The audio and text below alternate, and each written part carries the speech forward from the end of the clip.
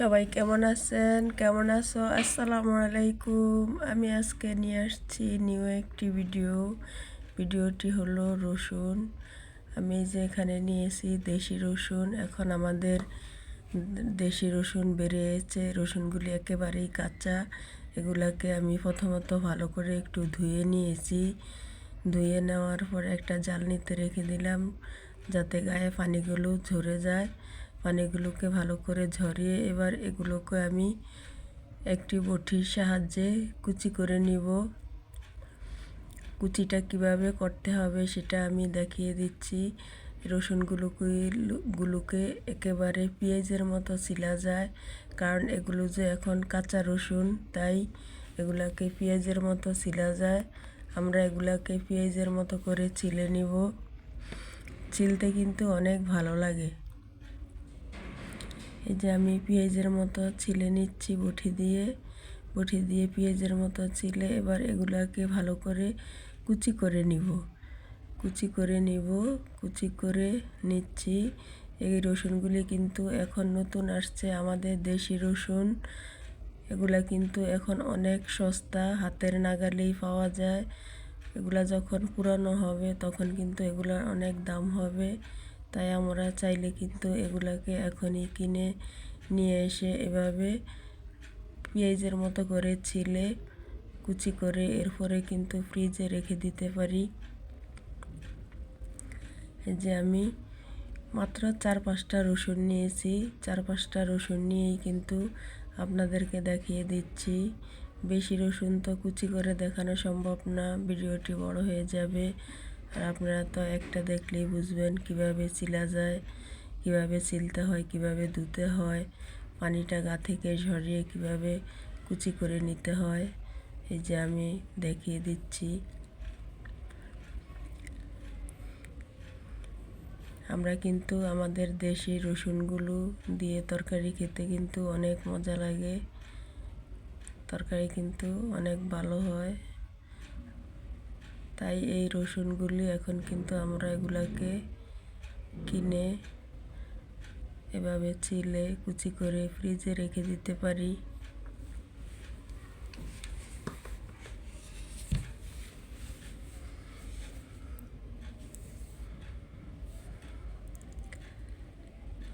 যে আমি এক এক করে সবগুলোকে ছিলে নিচ্ছি।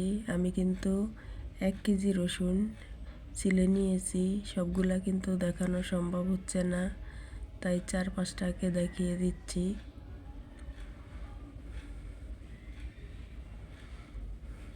আমরা চাইলে কিন্তু এগুলাকে এখন ফ্রিজে রেখে বছর জুড়ে খেতে পারি। এখন কিন্তু অনেক সস্তা, আর রসুনগুলো কিন্তু কাঁচা, কুচি করতে ছিলতে কিন্তু কোনো ঝামেলা নেই, একেবারে পেঁয়াজের মতো ছিলা যায়। তাই আমরা কিনে এখনই কুচি করে এভাবে ফ্রিজে রেখে দেব 4 থেকে 5 কেজি। যে যেরকম বেশি রাখেন, যেরকম কম রাখেন ওরকম রাখবেন।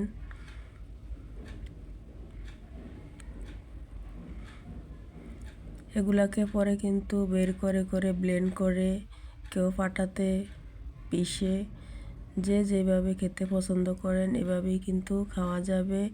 রসুন ছাড়া কিন্তু আমাদের একটি মুহূর্ত চলে না। ভাজি, তরকারি, গোশ, মাছ, মাংস সব কিছুতেই কিন্তু রসুন লাগে। রসুন আর পেঁয়াজ এই দুটো ছাড়া কিন্তু আমাদের কোনো রকম রান্না করা চলে না। আমরা যারা গৃহিণীরা আছি আমাদের সবার কিন্তু রসুন আর পেঁয়াজ এই দুইটা কিন্তু সারাক্ষণ হাতের নাগালেই রাখা লাগে।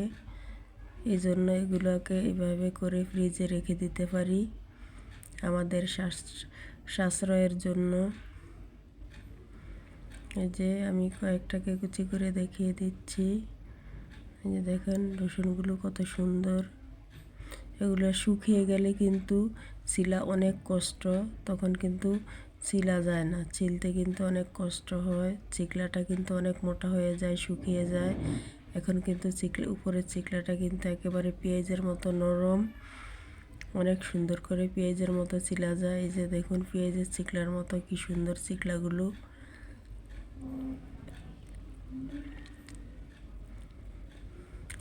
এই যে আমি এখানে 1 কেজি রসুন ছিলেছি, সেই সেই চিকলাগুলো দেখাচ্ছি। 1 কেজি রসুন ছিলে নিয়েছি আমি। এবার এগুলোকে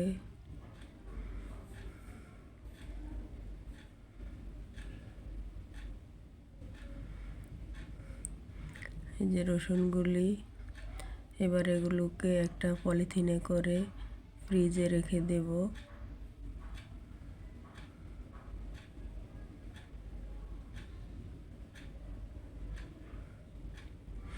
ভালো পরিষ্কার দেখে কিন্তু একটা পলিথিন নিতে হবে, পলিথিনে রেখে দেব। রেখে দিলে আমরা যখন এগুলাকে ফ্রিজ থেকে বের করব, এগুলাতে কোনো রকম পানি লাগানো যাবে না। পলিথিন থেকে বের করে একেবারে হয় পাটাতে পিষে নিব, নয় ব্লেন্ড করে নিব। পানিতে ভিজানো লাগবে না, ফ্রিজ থেকে বের করে রেখে দিলেই হবে। এই যেভাবে মুড়িয়ে আমি ফ্রিজে রেখে দেব। আমরা চাইলে কিন্তু এগুলো 8 কেজি, 9 কেজি, 10 কেজি পর্যন্ত রাখতে পারি, রেখে সারা বছর ধরে খেতে পারি। যাদের বড় ফ্রিজ আছে, ডিপ ফ্রিজ আছে, তারা কিন্তু অনেক বেশি রাখতে পারি। এখন কিন্তু এগুলো অনেক সস্তা।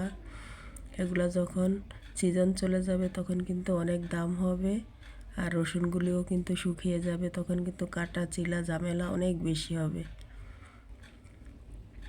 এই যে আমি ফ্রিজ থেকে বের করে নিয়েছি, এই দেখেন ফ্রিজ থেকে বের করে নিয়েছি রসুনগুলি চাকচাক।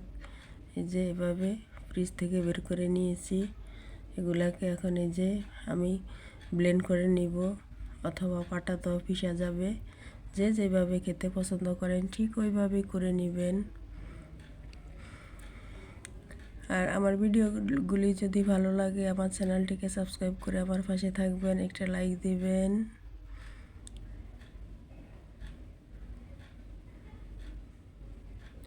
সবাই ভালো থাকবেন, সুস্থ থাকবেন। আমার ভিডিওটি ছিল আজকে এই পর্যন্তই। সবাই ভালো থাকবেন, সুস্থ থাকবেন। আল্লাহ হাফেজ। সবাইকে ধন্যবাদ।